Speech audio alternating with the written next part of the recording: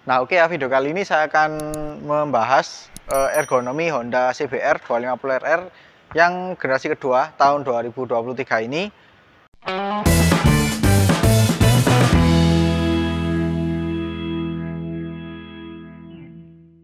Nah, di video saya sebelumnya kan saya sudah membahas desain dan juga spesifikasi motor ini ya. Nah, sekarang saya akan coba bahas lebih detail lagi untuk bagian posisi berkendaranya. Nah, bagi kalian yang belum tahu ya, untuk postur saya itu 167 cm dengan berat 61 kg. Bagaimana sih dengan postur saya naik di motor ini?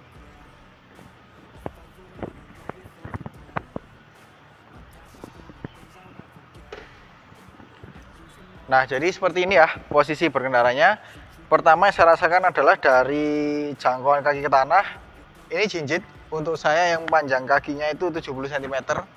Mungkin bagi kalian yang tingginya sama dengan saya tapi dengan panjang kaki yang lebih panjang, pasti kalian akan lebih napak sih. Soalnya biasanya itu meskipun tinggi badannya sama tapi panjang kakinya itu berbeda. Bahkan kalau misalkan tinggi badannya itu lebih rendah dari saya tapi kakinya lebih panjang, itu bisa lebih napak sih. Jadi seperti ini untuk saya ya.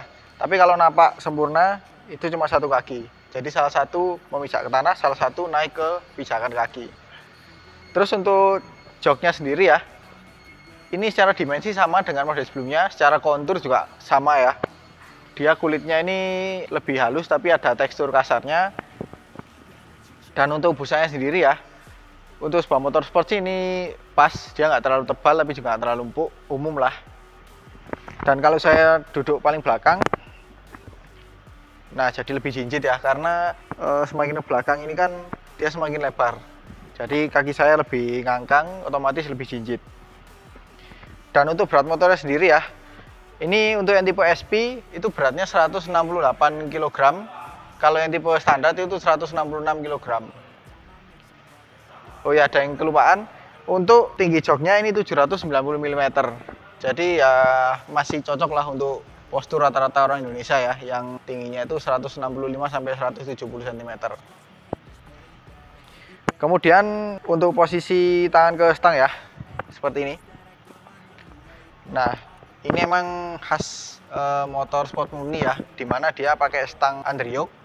Jadi untuk saya ini lumayan bungkuk, bahkan paling bungkuk di kelasnya. Jadi ini posisinya emang rendah ya, rendah dan juga cukup menekuk ke dalam. Tapi kalau saya berkaca pada generasi sebelumnya ya, emang sih posisinya emang bungkuk. Tapi bungkuknya itu kayak nyaman gitu loh. Jadi nggak yang benar-benar menyiksa seperti katakanlah di R15 ya. Itu kan lumayan menyiksa. Kalau ini emang nunduk tapi nyaman. Kemudian kalau posisi kaki naik ke pijakan ya seperti ini. Nah, ini juga menurut saya ergonominya pas untuk sebuah motor sport ya, karena posisinya ini cukup naik tapi nggak terlalu mundur. Andai kan sedikit mundur seperti ini sih lebih nyaman sih ya, tapi untuk standar seperti ini masih cukup nyaman lah kalau misalnya dipakai untuk dalam waktu yang cukup lama. Dan untuk di bagian tangkinya ini ya, ini lumayan nyaman, jadi serasa langsung pas gitu ya dengan paha saya. Dan bagian lutut juga nggak terganggu dengan adanya body fairing ini yang dia lebih lebar ya ketimbang model sebelumnya. Jadi seperti ini. Dan emang sih kalau saya bandingkan dengan model sebelumnya ya, di bagian sini emang kerasa banget kalau lebih lebar. Tapi untuk bagian bawahnya ini cenderung lebih kurus ya.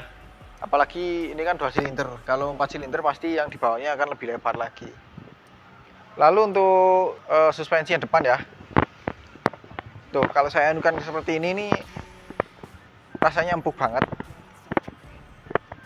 Karena emang karakter Showa SSI BP ini kalau saya berkaca pada adiknya yaitu CBR 150R itu nyaman banget emang. Jadi biasanya itu kan kaku ya untuk suspensi upside down itu. Kalau ini malah empuk seperti suspensi teleskopik biasa. Lalu untuk yang belakang, kalau yang belakang ini cenderung lebih keras sih. Jadi kebalikannya suspensi depan, kalau yang ini lebih keras.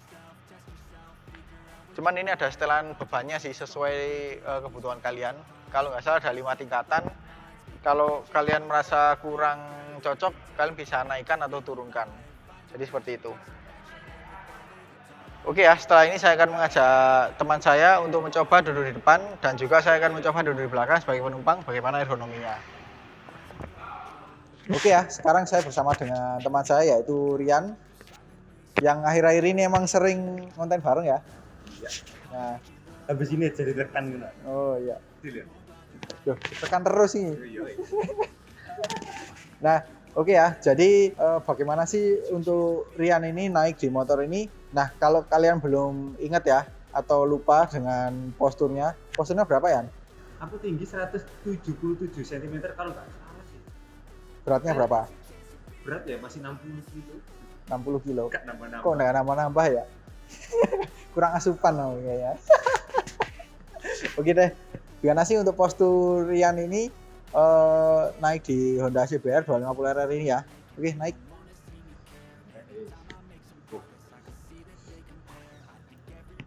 Nah, jadi seperti ini ya posisinya. Pertama dari jangkauan kaki ke tanah, gimana? Jangkau kaki ke tanah itu nampak sempurna. Nggak jijik sama sekali ya bagian tumit ya. Bahkan kayak agak nekuk ya. Nekuk ini. Tandain. Tuh, nekuk ini. Oh, ngomong-ngomong berapa sih tinggi apa namanya? Panjang kakimu berapa? Nggak pernah ngukur. Nggak pernah ngukur. Kapan-kapan diukur ya. Ya bisa dibilang sangat mudah lah untuk yang tingginya 177 cm ya naik di motor ini. Terus di bagian ini kan dia sempit ya, bagian ujungnya. Makanya dia lebih gampang ya napaknya. Apa buat grip enak. Gitu. Untuk berat motornya sendiri gimana? 168 kg ini gimana menurutmu? Kalau 168, 168. 68. Ya, kayak agak ringan sih. Kalau didiamin, apalagi jalan, itu tambah ringan. Kemarin pas nyoba tes ride singkat, emang kerasa ringan ya motornya ya? Ringan banget malah. Malah kayak motor 150 ya? Nah, sama kayak adiknya itu. Nah, jadi seperti itu. Terus untuk posisi tangan ke stang gimana? Sedikit nunduk, tapi gak senunduk kayak R15. Tapi kalau dibandingin sama R25 sama Ninja, ini jauh lebih nunduk ya? Jauh lebih nunduk. Karena kalau Ninja itu kan pakai Avrio. Ya. Terus R25 itu kan dia pakai Android juga, cuman posisinya lebih tinggi ya. Bentar, aku R25 belum pernah. Oh, belum pernah. Oh, kapan-kapan lah. Aku pakai R25 Ultra. Pokoknya R25 itu joknya lebih rendah. Nah, ini stangnya lebih tinggi meskipun dia pakai Android. Jadi rasa-rasanya kayak pakai R25 yang lama. Kalau dibandingin R25 yang lama wis gimana? Ya masih nundukan ini lah. Jauh ya? Kalau di lama kan sama aja kayak Ninja 250. Jadi kayak gini ya. Terus kalau kakimu naik ke full step gimana? Masih gak terlalu ke belakang. Posisi sejajar sama pan. Gak terlalu naik juga ya? Gak terlalu naik. Enak lah kalau buat harian. Terus lututmu ini kena sama serut ini nggak? Sama bodinya? Enggak, masih ada jauh. Nggak keganggu ya? Masih aman ya? Terus tekukan tangki bahan bakarnya itu masih cukup pas apa nggak tekukannya? Atau masih. mungkin kayaknya lebih pas pakai tank grip ya? Ya biar gak keset. Biar keset. Biar gak keset. Nah oke, jadi seperti itu. Terus untuk joknya sendiri secara dimensi dan juga busanya gimana? Dimensi sih lebar kayak belakang sih.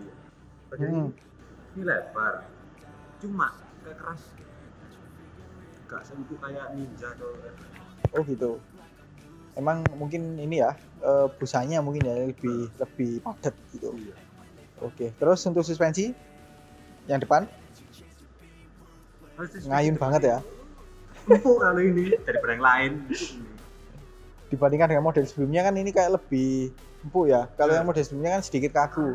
Terlalu dewasa aja kayaknya. Kalau ini lebih empuk ya. Misalkan dipakai harian ini pasti nyaman banget ya. Nyaman banget. Kalau yang belakang gimana? Kayak sedikit keras, sama aja sih. Sama aja kayak yang model sebelumnya. Oh iya, sama aja sebelumnya. Jadi emang kalau misalnya dibuat corneringan yang depan ini agak riskan ya, kayaknya. Kayak sama sih guys, oke.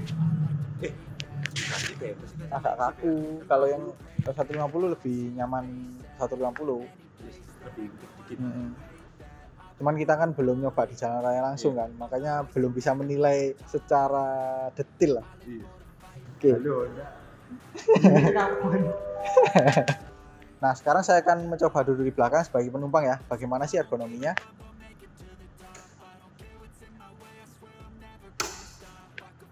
Nah, untuk cara naik di motor sport, kaki kiri harus naik seperti ini dulu ya. Jadi nggak bisa seperti ini, karena yang pasti bagian kaki kalian akan sakit sih. Jadi yang pasti seperti ini. Nah, jadi seperti ini ya. Pertama yang saya rasakan dari joknya sih. Ini joknya emang cukup lega, cukup memadai, tapi secara dimensi dan juga tekstur busanya itu nggak senyaman yang depan ya. Ini sedikit lebih kecil dan juga lebih tipis. Tuh. Jadi semakin ke belakang itu semakin tipis, tapi kalau semakin ke depan dia semakin empuk. Tapi kurang nyaman sih karena di bagian sini ini ada semacam gundukan gitu ya. Ini emang umum sih di motor sport itu jok belakangnya seperti ini. Jadi paling pas itu posisinya lebih ke tengah seperti ini. Nah, gundukannya ini bisa berfungsi sebagai ganjal ya. Jadi kalau kita misalnya geser ke depan itu nggak terlalu licin sekali. Terus untuk posisi kaki ya, ini posisi kakinya memang cukup sporty, tapi dia nggak se ekstrim kayak moge-moge yang 600 cc ke atas itu ya. Kalau moge-moge ke atas itu kan dia lebih nangkring ya. Kalau ini masih lebih manusiawi lah istilahnya. Terus untuk bagian sisa joknya di sini ada sedikit dan juga ada sisa bodi sedikit seperti ini. Dia masih cukup pas lah untuk sebuah motor sport. Dan juga di sini ada bodi belakang ya. Ini bodinya lumayan tajam di sini. Jadi kalau kalian turun seperti ini, ya yang pertama kaki kalian akan sakit. Kemudian kalau kalian terlalu sering seperti ini, nah itu bagian cat di sini akan mudah terkelupas. Jadi lama-lama akan hilang catnya, kayak gitu ya. Terus untuk jarak penumpang ke pengendara seperti ini emang selisih ketinggiannya lumayan ya. Tapi nggak se ekstrim Ninja 250 yang 2 silinder itu kayaknya terlalu tinggi kan ya? Terlalu tinggi. Ya, kalau ini masih lebih rendah lah. Jadi seperti ini. Kalau misalnya posisi berkendara nyoba. Nah, jadi seperti ini ya posisinya. Tapi emang ya kalau kalian dibonceng naik motor ini, terutama kalau pengendaranya sedang kencang ya, kalian harus lebih menunggu seperti ini daripada kalian terkena terpaan angin dari depan ya. Nah oke ya, mungkin itu aja untuk video ergonomi penumpang dan juga pengendara di Honda CBR 250RR. Ini yang saya review dari tipe SP tahun 2023 ya, generasi terbaru. Jadi dengan adanya video ini ya, kalian bisa perkirakan lah untuk postur kalian yang kurang lebih dari saya ataupun dari Rian, kalian bisa perkirakan seperti apa. Dan mohon maaf ya, beberapa dari kalian banyak yang komentar kenapa sih bikin video ergonomi sekarang nggak pakai helm. Karena yang pertama panas banget. Jadi kayak kurang fokus gitu loh. Makanya lebih enak kayak gini aja lah. Mungkin kalau berkendara ya pasti harus pakai helm ya. Terima kasih kepada MP Motor Basra ya yang sudah memberi kesempatan saya untuk mencoba atau mereview motor ini. Jadi bagi kalian yang belum tahu profil dealernya, kalian bisa cek videonya melalui link di deskripsi di bawah. Oke, sekian dulu video kali ini. Kalau suka dengan video ini jangan lupa di like. Apabila ada pertanyaan, kritik atau saran silahkan komen di bawah. Share juga ke sosial media kalian apabila video ini bermanfaat. Jangan lupa subscribe untuk mengikuti video-video terbaru dari saya. Nyalakan juga tombol loncengnya untuk mendapatkan notifikasi video terbaru dari saya. Follow juga Instagram dan TikTok saya di Mojo Bibi dan juga Instagramnya Rian_Muriski. Terima kasih telah menonton dan sampai jumpa di video selanjutnya. Starter dong. They wanna fill your head with doubt. They're silently scared that you'll figure it out. I'll make it look like I'm moving.